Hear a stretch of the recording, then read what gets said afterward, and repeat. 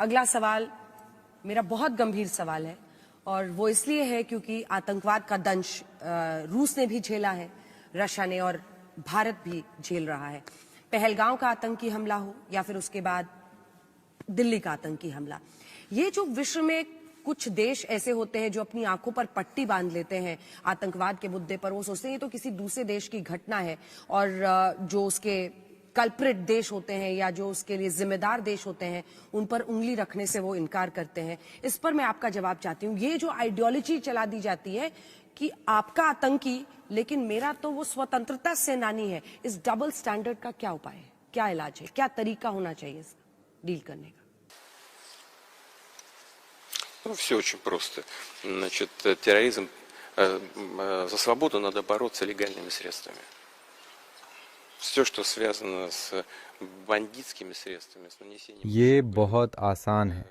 Не может быть... आज़ादी के लिए लड़ना हो तो कानूनी तरीकों से लड़ो। हमारा तो यही मानना है कि आतंकियों का समर्थन नहीं किया जा सकता। जैसा आपने कहा, रूस भी आतंकवाद पीड़ित रहा है।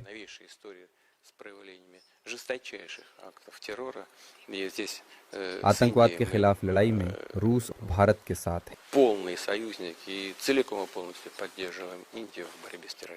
जब हम नेबरहुड की बात कर ही रहे हैं तो एक और बहुत इम्पोर्टेंट देश है अफगानिस्तान, और रूस एक ऐसा देश है जिसने तालिबान को रिकॉग्नाइज किया है, उसको एक सरकार होने की जगह दी है। ऐसा क्यों, जब सारी दुनिया देख रही है कि वहाँ पे अभी भी औरतों को इक्वल राइट्स और हक नहीं मिलते हैं, और हम उस लड़ाई में देखते हैं कि बहुत सारे देश लगे हुए हैं, लेकिन फिर भी आपने डिसाइड किया कि तालिबान को रिकॉग्नाइज करना चाहिए, क्यों?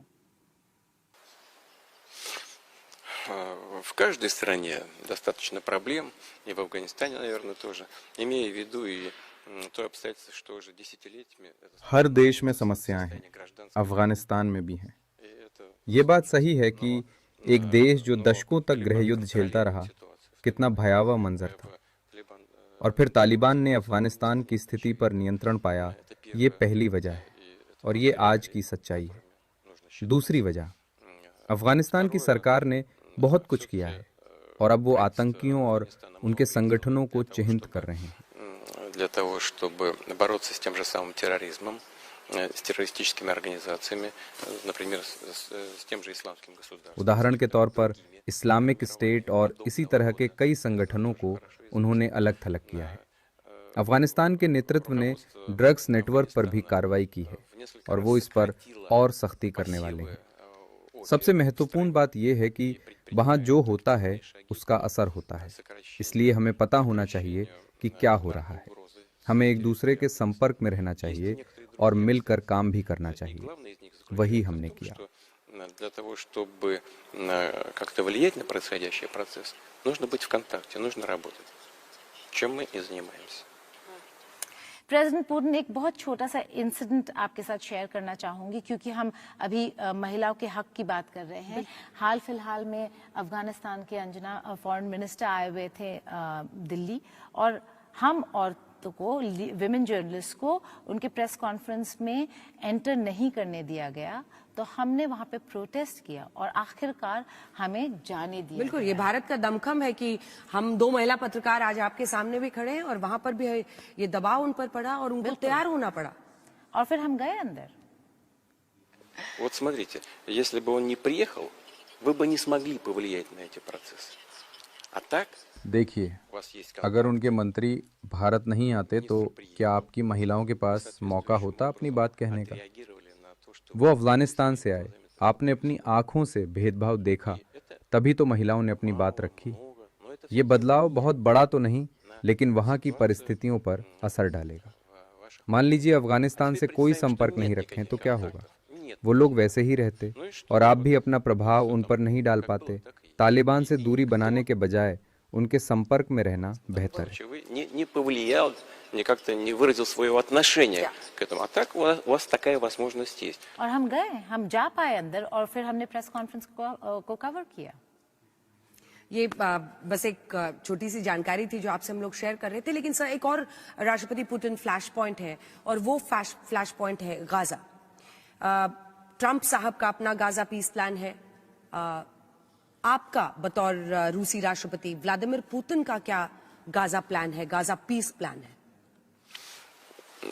Мы не предлагаем какого-то особого плана. मेरा कोई अलग से शांति प्लान नहीं है। मैं समझता हूं कि अगर फिलिस्तीन की समस्या का समाधान करना है तो यूएन का शांति प्लान 2 राज्य समाधान 100% लागू करना होगा। सबसे महत्वपूर्ण बात यह है कि स्वतंत्र फिलिस्तीन देश का निर्माण करना होगा और यही समस्याओं का समाधान है।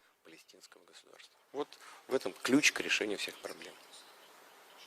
और अगर गाज़ा और इजराइल और पैलेस्टाइन की ही बात करें तो हमने देखा है कि इस दौर में जो अरब देश हैं वो फिलिस्तीन के साथ वैसे नहीं खड़े हुए जिस तरीके से आपके ही एलाय, आपके ही जो दोस्त हैं ईरान खड़ा हुआ। ऐसा क्यों? ये क्या चेंज्ड वर्ल्ड ऑर्डर है जो हम कभी सोच भी नहीं सकते थे, जहां ईरान इजराइल और वेस्ट से लड़ रहा है फिलिस्तीन के लिए और अरब देश उतने स्ट्रांगली आगे खड़े होकर फिलिस्तीन के हक के लिए नहीं लड़ रहे। Вы знаете, каждая из этих стран по-своему болеет, переживает за Палестину, за палестинский народ. И каждый आप जानते हैं कि ये सभी देश फिलिस्तीन को लेकर चिंतित हैं। лежит на поверхности и видно, что-то остается в тени, но это не значит, что никто ничего. ये सभी चाहते हैं कि फिलिस्तीन राष्ट्र बने। कुछ देश खुलकर मदद को सामने आए तो कुछ देश शैडो की तरह काम कर रहे हैं। Несколько месяцев это невозможно, но стремиться надо именно к этому, к созданию палестинского государства. И ये कहना कि किसी ने कुछ नहीं किया ठीक नहीं है। ये एक जटिल समस्या है, दशकों से उलझी हुई। इसका समाधान रातों रात नहीं हो सकता। हम एक स्वतंत्र फिलिस्तीन राष्ट्र चाहते हैं। вообще самое важное, что было сделано в процессе последних шагов по урегулированию в Газе.